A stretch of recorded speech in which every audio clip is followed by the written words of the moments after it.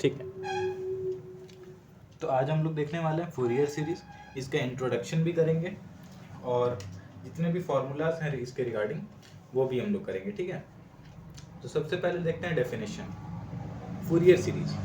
What is the Fourier series? A Fourier series is an expansion of a periodic function fx in terms of an infinite sum of line sines and cosines। ठीक है, कि किसी भी periodic function का expansion करेंगे हम लोग इन terms of science and cosine, है ना, साइन और कोसाइन के सम के टर्म्स में हम लोग इसको रिप्रेजेंट करेंगे। एक टर्म आता है यहाँ पे पीरियोडिक फंक्शन। तो पीरियोडिक फंक्शन क्या होता है? Periodic function, a periodic function is a function that repeats it's values in regular intervals और पीरियड्स। तो कोई ऐसा फंक्शन जो कि अपना वैल्यू को रेगुलर पीरियड्स में, रेगुलर इंटरवल्स में रिपीट करे, तो उसको हम लोग पीरियोडिक फंक्शन कहते हैं। एग्जाम्पल्स हैं ट्रिग्नोमेट्रिक फंक्शन जैसे कि sine, cosine, tangent, cotangent etcetera, है ना। तो ये सारे पीरियोडिक फंक्शन ट्रिग्नोमेट्रिक फंक्शन है। ये सारे जितने भी ट्रिग्नोमेट्रिक फंक्शन है ये सब पीरियोडिक हैं। Sine, cosine, tangent, cotangent. और अदर एग्जांपल्स में आता है light waves, sound waves and phases of moon, है ना। ये लाइट वेव्स को भी जब हम लोग देखते हैं तो वो भी पीरियोडिक होता है। साउंड वेव्स को भी जब हम लोग देखते हैं तो वो भी पीरियोडिक होता है। और फेजेस ऑफ मून, है ना, नेचुरल एग्जाम्पल अगर हम लोग देखना चाहें, है ना, वैसे तो लाइट वेव्स और साउंड वेव्स भी नेचुरल ही है, पर अगर हम लोग एस्ट्रोनॉमिकल बॉडी में देखें तो मून क्या करता है? अर्थ के चारों तरफ रोटेट करता है ना। तो मून अर्थ के चारों तरफ रोटेट नहीं, सॉरी, रिवॉल्व करता है। तो उसको 27-28 डेज लगते हैं। तो एक साइक्लिक प्रोसेस है कि हर बार एक फिक्स्ड टाइम पीरियड के बाद वो होता रहता है। अब ग्राफिकली भी देखते हैं इनको कि ट्रिग्नोमेट्रिक फंक्शंस कैसे पीरियोडिक होते हैं। जो हम लोग y is equal to sine x, है ना, साइन एक्स का जब हम लोग ग्राफ देखते हैं तो हम लोग को ये दिखता है कि साइन एक्स का ग्राफ कुछ ऐसा होता है, sine zero is equal to zero, है ना। तो साइन और कॉस में काफ़ी बच्चे कंफ्यूज रहते हैं। तो अगर कोई डाउट हो कि साइन का ग्राफ और कॉस का ग्राफ में क्या डाउट है, तो हम लोग देख लेंगे कि sine zero is equal to zero होता है, साइन जीरो जीरो होता है। तो जिस ग्राफ में जीरो पे जीरो करस्पॉन्ड कर रहा है तो वो ग्राफ हम लोग का साइन का होगा। ये साइन एक्स का ग्राफ है। अब इसको अगर और गौर से देखें तो ये ज़ीरो, उसके बाद इसका वैल्यू इंक्रीज करता है, फिर इसका वैल्यू डिक्रीज करके पाई पे फिर से ज़ीरो हो जाता है, और फिर डिक्रीज होके फिर 2 पाई पे ज़ीरो हो जाता है। और ये जो पीरियड है 0 से 2 पाई तक का पीरियड, इसमें इसका सारा वैल्यूज आ गया है। अब अगर हम लोग इसका ग्राफ आगे भी देखेंगे तो हम लोग को सेम यही चीज़ देखने को मिलेगा कि 0 से लेके 2 पाई तक में ही जितना वैल्यूज था, आगे चाहे जितना भी आगे चले जाएं या जितना भी पीछे चले जाएं, बस वही वैल्यूज हमें मिलेंगी। ठीक है, जी हो गया साइन एक्स। तो साइन एक्स का अगर पीरियड देखेंगे तो पीरियड कौन सा एरिया होता है? वो रीजन जहाँ पे कि साइन एक्स का हमको सारा वैल्यूज भी मिल जाना चाहिए और वैसे ही वो रिपीट करना चाहिए। ठीक है, तो उसको कहते हैं साइन एक्स का ग्राफ। तो साइन एक्स का ग्राफ हम लोग का कुछ इस तरह का देखने को मिलता है। ठीक है, अब आते हैं कॉस एक्स पे। अब y is equal to cos x का ग्राफ अगर देखेंगे तो बिल्कुल सिमिलर होता है ना, आगे चल के। या फिर अगर आपने भी 12th में भी ट्रिग्नोमेट्री अगर अच्छे से पढ़ी होगी तो आपको पता होगा कि साइन और कॉस में ज़्यादा का डिफरेंस नहीं होता है, बस फेज का डिफरेंस होता है। तो कॉस का अगर ग्राफ देखेंगे तो साइन 0 पे 0 हो रहा था, कॉस 0 पे कितना होता है? 1, cos 0 degree is equal to 1। तो ऐसे करके इसका ग्राफ बनता है। और इसका भी 0 से लेकर 2 पाई तक में 0 पे 1 था, फिर 2 पाई पे भी 1 है, और उसके आगे हम लोग जितना भी जाते जाएंगे वैल्यू क्या आएगा? हम लोग का 1 ही आएगा। ठीक है, क्लियर है यहाँ तक?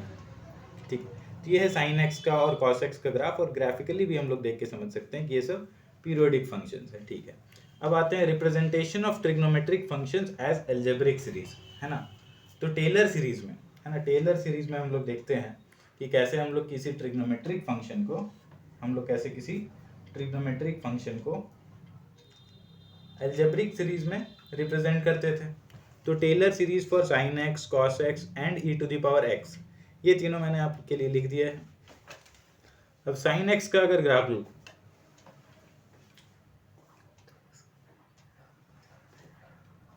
ठीक है, अब साइन एक्स का अगर हम लोग ग्राफ देखें तो sine x is equal to x minus x cube by 3 factorial plus x to the power 5 by 5 factorial minus x to the power 7 by 7 factorial तो ये सब हमने देखा है।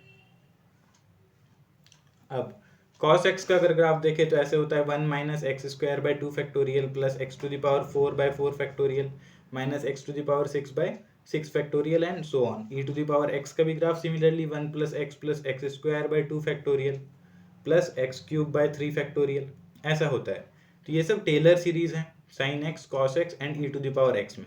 तो इनमें हो क्या रहा था, अगर हम लोग देखें कि बेसिकली टेलर सीरीज में हम लोग कर क्या रहे थे, तो टेलर सीरीज में जो ट्रिग्नोमेट्रिक फंक्शंस हैं sine x cos x and e to the power x, इनका हम लोग एल्जेब्रिक सीरीज में रिप्रेजेंटेशन कर रहे थे। ठीक है, अब इसी का ठीक उल्टा हम लोग करते हैं फुरियर सीरीज में।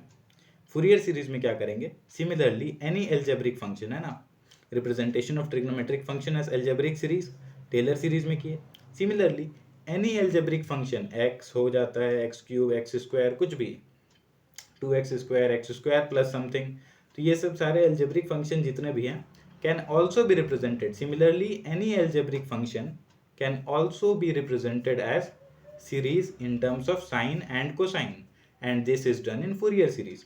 तो इसी का ठीक उल्टा काम है ना, इसमें हम लोग क्या कर रहे थे, ट्रिग्नोमेट्रिक फंक्शन को एल्जेब्रिक सीरीज में रिप्रेजेंट कर रहे थे, और फुरियर सीरीज में हम लोग क्या करने वाले हैं कि एल्जेब्रिक फंक्शन को ट्रिग्नोमेट्रिक फंक्शन के सीरीज में रिप्रेजेंट करेंगे। ठीक है, इतना इंट्रोडक्शन मेरे ख्याल से काफ़ी था, आपको आइडिया आ गया होगा कि फुरियर सीरीज में हम लोग करते क्या है। ठीक है, कि जैसे टेलर सीरीज में ट्रिग्नोमेट्रिक फंक्शंस को एल्जेब्रिक रिप्रेजेंटेशन दिया जाता था, वैसे ही फुरियर सीरीज में एल्जेब्रिक किसी भी फंक्शन को ट्रिग्नोमेट्रिक फंक्शन के सीरीज में हम लोग रिप्रेजेंट करेंगे। ठीक है, अब आते हैं फॉर्मूला पे। तो फुरियर सीरीज का जो मेन फॉर्मूला है वो है f x is equal to A zero plus summation N is equal to 1 to infinity a N cos N pi x by l plus B N sine N pi x by l. ठीक है, हाँ, तो ये जो Fourier series हमने लिखा है ये for finding Fourier series between minus L to L है। अगर लिमिट्स हमारे पास माइनस एल टू एल है तो उसके लिए ये यूज़ करेंगे हम लोग। ठीक है, तो ये याद रखना है कि यहाँ पे एल है, तो माइनस एल से एल अगर हम लोग को फाइंड करना है तब इसका यूज़ होगा। एक बार इसको कॉपी में नोट कर सकते हैं आप लोग अगर चाहें तो। ठीक है,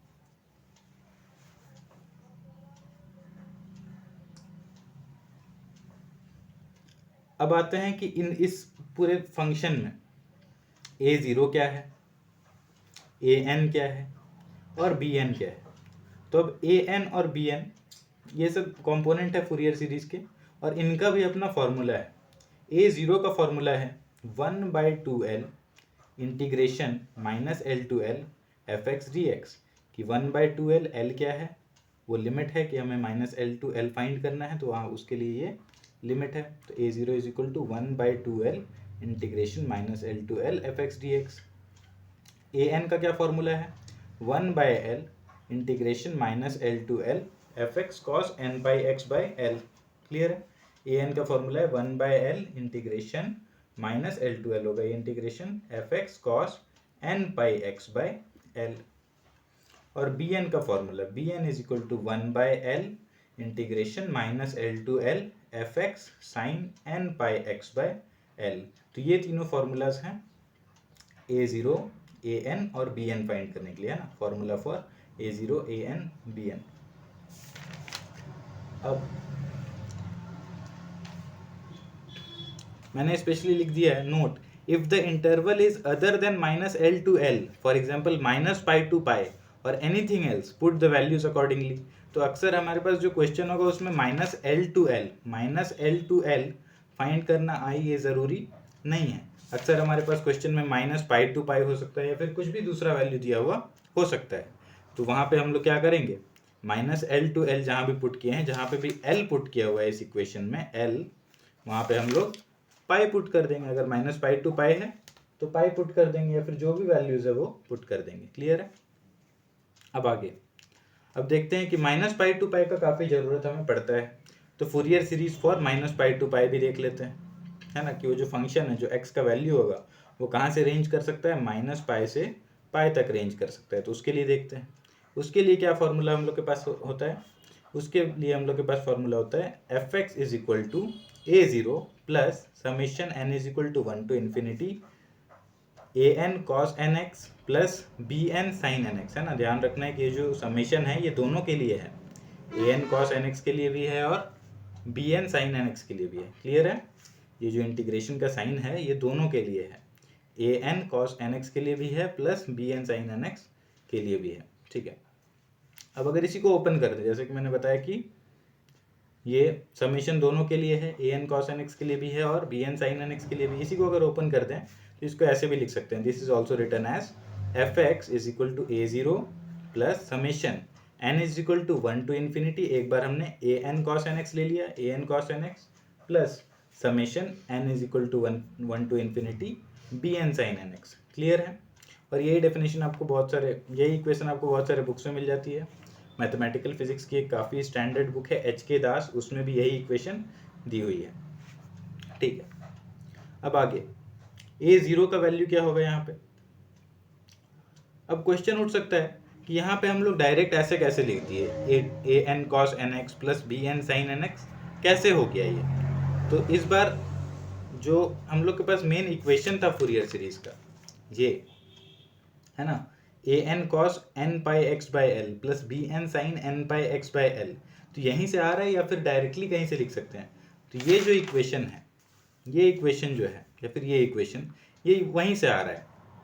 जैसे कि pi minus pi to pi find करना था, तो जहाँ जहाँ भी एल था, जहाँ जहाँ पे भी एल था, एल एल के जगह हमने क्या पुट कर दिया, पाई, है ना। इस एल के जगह हमने पुट कर दिया पाई, इस एल के जगह भी हमने पाई पुट कर दिया।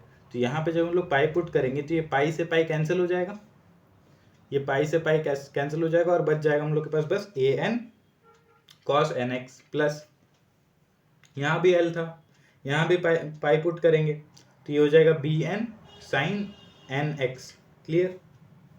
तो ऐसे आ रहा है ये इक्वेशन, है ना। ऐसा नहीं कि कोई भी इक्वेशन कहीं पे भी आ जाता है, तो वहाँ पे एल के जगह जब हम पाई पुट करते हैं तब ये इक्वेशन हम लोग के पास आता है, और अगर उसी को हम लोग ओपन कर देते हैं तो ये कुछ इस तरह का आ जाता है।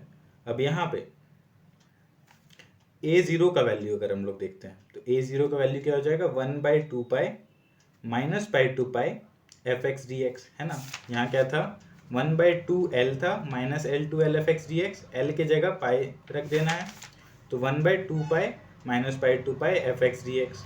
ए एन अगर देखेंगे सिमिलरली, जहाँ पे एल था 1/l minus L to L F x cos N pi x by l था, तो एल के जगह हम लोग पाई पुट कर देंगे, तो 1/पाई minus pi to pi F x cos N x D X. वहाँ पे नीचे एल भी था, है ना, ऊपर था n pi x by l, जब हमने एल के जगह पे क्या पुट कर दिया, पाई पुट कर दिया, तो वहाँ पे फिर से वही काम होता है, n pi x by l था, यहाँ एल के जगह जैसे ही पाई पुट किया गया तो ये पाई से पाई कैंसिल आउट हो जाएगा और हम लोग के पास बच जाएगा बस 1/पाई integration minus pi to pi F x cos N X. वही है ए एन इज इक्वल टू 1/पाई integration minus pi to pi F x cos N x D x. Clear? ठीक है, अगला बी एन। बी एन में भी same काम, जहाँ जहाँ एल है वहाँ वहाँ पाई पुट करना है, तो 1/l था तो 1/पाई हो गया, integration minus L to l था माइनस पाई टू पाई हो गया, एफ एक्स, ठीक है, और sine N pi x D x by l था, तो वहाँ पे भी जब हमने एल के जगह पाई रखा तो पाई से पाई कैंसिल आउट, बस हम लोग के पास बचता है sine N x D x. Clear है? अब आगे ये तो होगी फॉर्मूला की बात कि फूरियर सीरीज का क्या फॉर्मूला होता है। तो फूरियर सीरीज का मेन फॉर्मूला ये होता है, अगर लिमिट पाई माइनस पाई से पाई होगा तो क्या यूज़ करना है हमको, तो ये यूज़ करना है। क्लियर है? और यहाँ पे ए ज़ीरो ए एन बी एन की क्या वैल्यू होगी, तो ए ज़ीरो ए एन और बी एन की ये वैल्यूज़ होंगी। क्लियर है? तो अब सॉल्व कैसे करना है, तो सॉल्व करने के लिए हम लोग को पहले जानना पड़ेगा कि इवन एंड ऑड फंक्शन क्यों होता है, क्योंकि इवन एंड ऑड फंक्शन अलग अलग होता है। ठीक है, इवन एंड ऑड फंक्शन जैसा फंक्शन होगा उस हिसाब से हम लोग उसको सॉल्व करेंगे। तो अब देख लेते हैं एक बार इवन एंड ऑड फंक्शन को भी। वैसे तो ये क्लास 12th की चीज़ है ना, 12th क्लास में हम लोग पढ़े होते हैं कि इवन फंक्शन क्या है, ऑड फंक्शन क्या है, तो फिर भी मैं एक बार आपको रिवाइज करा देता हूँ। Even function and odd function. अब इवन फंक्शन क्या होता है? ऐसा फंक्शन जिसमें कि f minus x is equal to f x हो जाए तो उसको इवन फंक्शन कहते हैं। f माइनस एक्स मतलब x की जगह जब हम लोग माइनस एक्स पुट कर देंगे तो भी वैल्यू सेम रह जाए तो उसे इवन फंक्शन कहा जाता है। और ऑड फंक्शन वो होता है जिसमें कि अगर हम लोग x की जगह माइनस एक्स पुट कर देते हैं, f माइनस एक्स अगर पुट करते हैं तो वो माइनस बाहर आ जाए, माइनस एफ एक्स हो जाए। क्लियर है? अगर वो माइनस एक्स बाहर आ जाता है, नेगेटिव हो जाता है वो फंक्शन, तो उसको हम लोग ऑड फंक्शन कहेंगे। जैसे कि इवन फंक्शन हमें याद है कि cos minus x even function होता था, कॉस में जो माइनस होता था वो गायब हो जाता था। मतलब कॉस माइनस एक्स भी कॉस एक्स के इक्वल भी ही होता है, कॉस एक ट्रिग्नोमेट्रिक फंक्शन है। और sec minus x sec x हो जाता था, सेक में भी जो माइनस है वो गायब हो जाता है। ठीक है? अब साइन, अब ऑड फंक्शंस का एग्जांपल साइन, जैसे साइन में माइनस क्या होता था, साइन माइनस एक्स अगर होता था तो माइनस साइन एक्स हो जाता था। कोसेक माइनस एक्स होता था, है ना, साइन का ठीक उल्टा है, रेसिप्रोकल है कोसेक, तो कोसेक में माइनस एक्स होता था तो वो माइनस कोसेक एक्स हो जाता है। टैन में माइनस एक्स होता है तो वो माइनस टैन एक्स हो जाता है। टैन का रेसिप्रोकल है कॉट, तो कॉट में माइनस एक्स होता है तो माइनस कॉट हो जाता है। क्लियर है? और वैसे अगर एल्जेब्रिक में हम लोग देखना चाहें तो एक्स स्क्वायर, ठीक है, एक्स स्क्वायर मतलब एक्स का वैल्यू अगर कुछ भी डाल दें, पॉजिटिव डालें या नेगेटिव डालें, फर्क नहीं पड़ता है, एक्स स्क्वायर का वैल्यू क्या होगा, पॉजिटिव ही होगा। एक्स की जगह अगर 2 डालते हैं तो 2 का स्क्वायर 4, और अगर एक्स की जगह -2 डालते हैं तो -2 का भी स्क्वायर क्या हो जाएगा, 4 हो जाएगा। क्लियर है? X to the power 4, same case. अब अगर एक्स रखते हैं तो एक्स की जगह अगर हम लोग 1 रखे हैं और अगर -1 रख देंगे तो वैल्यू उसका -1 हो जाएगा। क्लियर है? तो ये ऑड फंक्शन है कि माइनस रख रहे हैं तो माइनस बाहर आ जा रहा है। एक्स का क्यूब अगर हो तो वो उस पर भी माइनस रखेंगे तो माइनस आ जाएगा। क्लियर है? अब इंपॉर्टेंट देखने वाली बात ये है ना, हमने दोनों ले लिया, एक्स साइन एक्स और एक्स कॉस एक्स, तो इससे क्या होगा, एक्स हम लोग का कैसा है, ऑड फंक्शन है, एक्स हम लोग का ऑड फंक्शन है, और साइन एक्स कैसा है, ऑड फंक्शन है। तो ऑड और ऑड, जब ऑड फंक्शन और ऑड फंक्शन मिलते हैं तो एक इवन फंक्शन बनता है। इसको आप ऐसे भी याद रख सकते हैं कि ये माइनस है, ऑड को हम लोग माइनस से रिप्रेजेंट कर देते हैं और इवन को प्लस से रिप्रेजेंट करते हैं। ठीक है? तो माइनस एक्स भी माइनस और साइन एक्स भी माइनस, तो माइनस माइनस प्लस, तो ये इवन फंक्शन बन जाएगा। Even function is represented by plus. ठीक है? और वैसे ही एक्स कॉस एक्स, ठीक है, तो एक्स क्या है हम लोग का, ऑड फंक्शन है, माइनस लिख देते हैं, odd is represented by minus. और कॉस एक्स कैसा था हम लोग का, इवन फंक्शन था, तो ये प्लस, तो प्लस माइनस क्या हो जाएगा, माइनस, तो एक्स कॉस एक्स क्या होगा, ऑड फंक्शन। तो ये ध्यान में रखना है कि अगर माइनस माइनस हो, दो ऑड फंक्शंस मल्टीप्लाई होते हैं तो क्या बनता है, इवन फंक्शन बनता है। ठीक है? हाँ, ये तो हो गया इवन और ऑड फंक्शन का बात। तो 12th क्लास में भी ये इवन फंक्शन और ऑड फंक्शन इंटीग्रेशन में काम आता था। इवन फंक्शन और ऑड फंक्शन कहाँ काम आता था, इंटीग्रेशन में।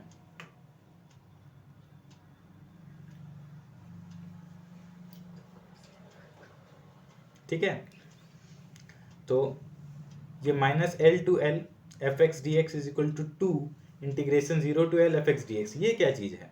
तो 12th में हमने पढ़ा है कि इवन फंक्शन और ऑड फंक्शन का जब इंटीग्रेशन होता है ना, अगर लिमिट दिया हुआ है नेगेटिव टू पॉजिटिव, है ना, माइनस एल टू एल अगर हमको लिमिट दिया हुआ है और इंटीग्रेट करना है एफ एक्स डी एक्स को, और एफ एक्स कैसा फंक्शन है, एफ एक्स एक इवन फंक्शन है, ये बात पे ध्यान देना है विशेष, कि अगर हमको लिमिट दिया हुआ है माइनस एल टू एल और फंक्शन एफ एक्स हम लोग का इवन है, तो उसका इंटीग्रेशन हो जाता है, integration 2 times integration of 0 to l, minus L to l था एफ एक्स डी एक्स, इसका इंटीग्रेशन जब करेंगे तो क्या हो जाएगा, 2 times 0 to L F x D x, 2 times 0 to L F x D x, ये होता है इवन फंक्शन के केस में।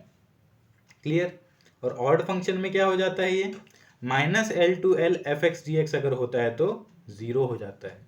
अगर ऑड फंक्शन होगा तो माइनस एल टू एल अगर लिमिट है एफ एक्स डी एक्स का तो क्या हो जाएगा, उसका वैल्यू 0 हो जाएगा। तो अगर ऑड फंक्शन आ जाता है तो हम लोग का कैलकुलेशन आगे फूरियर सीरीज में भी देखेंगे कि काफ़ी ईजी हो जाता है। अगर ऑड फंक्शन आ जाता है ना तो फिर फूरियर सीरीज में भी कैलकुलेशन काफ़ी ईजी हो जाता है।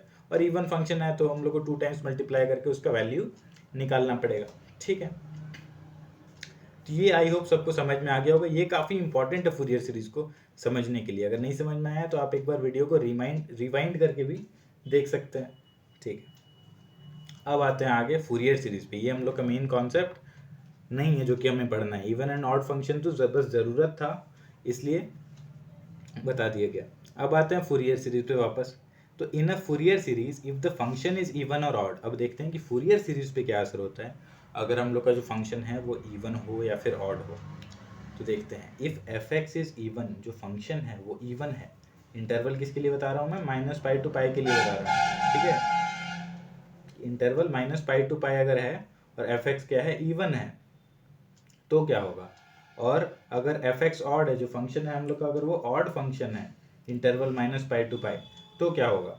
तो देखते हैं ए जीरो का वैल्यू क्या होता था हम लोग का। ए जीरो का वैल्यू यहाँ 1/2π integration -π to π F x D X, वही सेम लिमिट्स में बात कर रहे हैं हम लोग, है ना, -π to π का ही बात कर रहे हैं।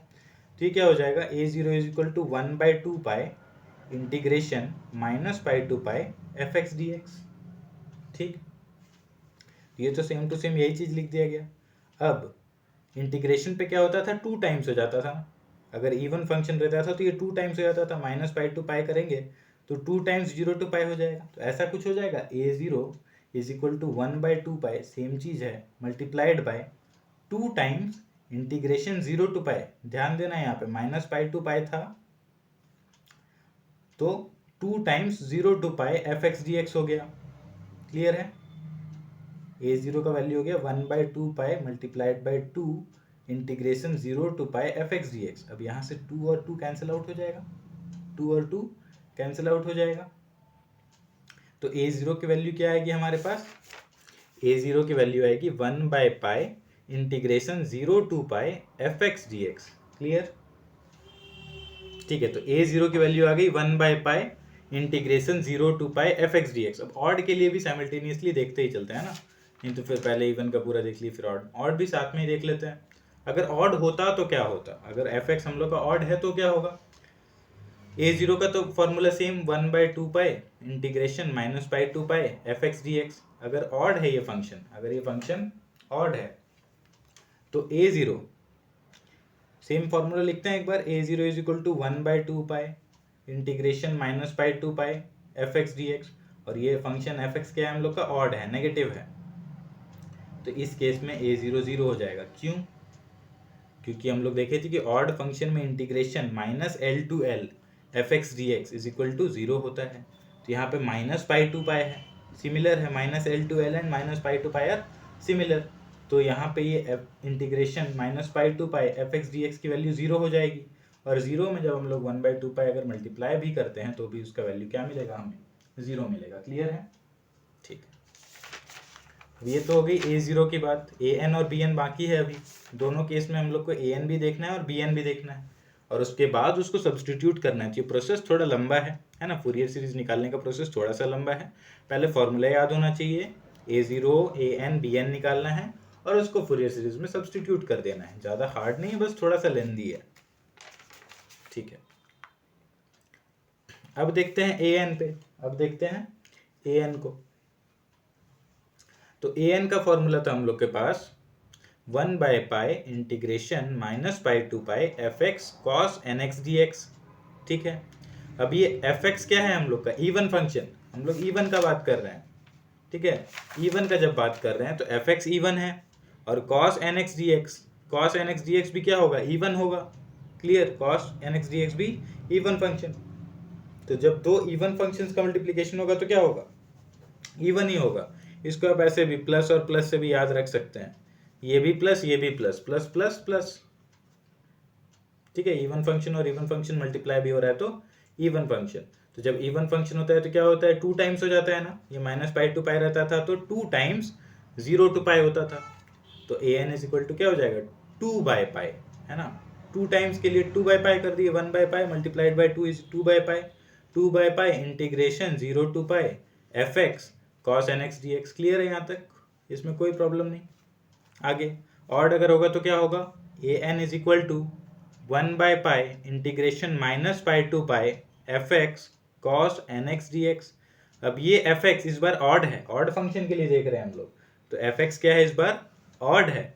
और कॉस एन एक्स कैसा है, इवन फंक्शन है। ऑड मतलब नेगेटिव, इवन मतलब पॉजिटिव, तो minus and plus minus. Clear है, तो ये फंक्शन हो गया ऑड, और ऑड का integration -π to π -l to l क्या होता है, 0 होता है।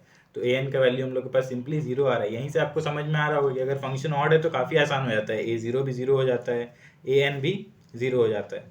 अब आते हैं बी एन पे। B N is equal to 1/π integration -π to π fx sin nx dx, ये फॉर्मूला था हम लोग के पास। B N is equal to 1/π integration -π to π fx sin nx dx। Clear? तो इसी फॉर्मूला को हमने लिख दिया। अब इस बार पहली बार देख रहे हैं हम लोग इवन फंक्शन के लिए, फंक्शन हम लोग का इवन है, फंक्शन हम लोग का इवन है, और साइन nx dx क्या है, ऑड है। Clear? Sine nx dx odd function है। तो even function and odd function, positive and negative, क्या हो जाएगा, नेगेटिव, प्लस माइनस माइनस। तो जब नेगेटिव हो जाएगा तो बी एन हम लोग का 0 हो जाएगा, है ना। नेगेटिव जब होता था और लिमिट -l to l हो या फिर -π to π हो तो इंटीग्रेशन 0 हो जाता है। ठीक है, इंटीग्रेशन 0 हो जाता है, तो बी एन हम लोग का 0 हो जाएगा। और ऑड के केस में क्या होगा, इस बार ऑड के केस में 0 नहीं होगा। B N is equal to 1/π integration -π to π fx sin nx dx। ठीक है, तो fx इस बार ऑड है, sin nx dx भी, sin nx भी क्या है, ऑड फंक्शन है। sin nx भी हम लोग का ऑड फंक्शन है। तो odd and odd, minus and minus क्या हो जाएगा, प्लस। ये इवन फंक्शन हो जाएगा, और इवन फंक्शन होता था तो ट्वाइस हो जाता था। तो बी एन का वैल्यू आ जाएगा 2/π integration 0 to π fx cos nx dx। Clear है? अब इवन का केस हो या फिर ऑड का केस हो, अब हमें क्या करना है, ए ज़ीरो भी पता है, ए एन भी पता है, बी एन भी पता है। फंक्शन चाहे पॉजिटिव ये इवन हो चाहे ऑड हो, हमारे पास तीनों वैल्यूज हैं। इन्हीं वैल्यूज को हमें फूरियर सीरीज में रख देना है। Substituting the values of a zero, A n and b n in the Fourier series we get f x is equal to A zero plus, इसके केस में क्या हो गया, इवन फंक्शन के केस में कौन कौन जीरो, बस बी एन ज़ीरो, है ना, बस बी एन ज़ीरो। तो क्या वैल्यू बच जाता है हम लोग के पास, ए ज़ीरो का वैल्यू है। ठीक है, f x is equal to A zero plus summation a N का भी वैल्यू है, summation N is equal to 1 to infinity a N cos N x. Clear है? बी एन तो 0 हो जाएगा, तो B N sine N x भी 0 हो जाएगा। आई होप समझ में आ गया होगा यहाँ तक कि फूरियर सीरीज अगर इवन हो तो क्या होगा। तो ये बस ये हम लोग यूज़ करेंगे आगे, क्योंकि बी एन भी क्या हो जाता है, 0 हो जाता है। ऑड के केस में substituting the values of a zero, A n and b n in the Fourier series we get, क्या मिलेगा अगर ऑड का केस है तो, ऑड के केस में ए ज़ीरो भी 0 हो गया और ए एन भी 0 हो गया। 0 कौन नहीं हुआ, बी एन।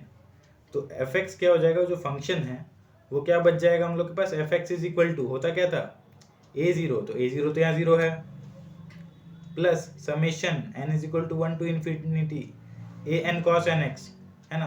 तो ए एन भी 0, तो a N cos N x भी 0, बस बी एन बचता है हमारे पास। तो f x is equal to summation N is equal to 1 to infinity b N sine N x, है ना। मैंने कुछ क्वेश्चंस भी रखा हुआ है, पर आज इसी को कॉपी करने में काफ़ी टाइम लग जाएगा, तो क्वेश्चंस हम लोग कल से करेंगे। क्लियर है? तो आई होप यहाँ तक समझ में आ गया होगा। इसको एक बार अच्छे से लिख लेना है। जो लोग वीडियो में देख रहे हैं वो आप अगर चाहें तो पॉज करके इसको अच्छे से लिख सकते हैं और इसे अच्छे से समझ सकते हैं, क्योंकि इसके बाद इसको समझ जाने के बाद ये तीनों फार्मूलाज ए ज़ीरो, ए एन, बी एन, है ना, ए ज़ीरो, ए एन, बी एन, और ये फार्मूला अगर याद हो जाए तो फूरियर सीरीज का क्वेश्चन हम लोग कर सकते हैं। और नेक्स्ट क्लास में हम लोग इवन फंक्शन और ऑड फंक्शन दोनों के लिए करेंगे फार्मूलाज। इवन फंक्शन और ऑड फंक्शन दोनों के लिए हम लोग करने वाले हैं। ठीक है, ठीक है, इसको कॉपी कर लेना है।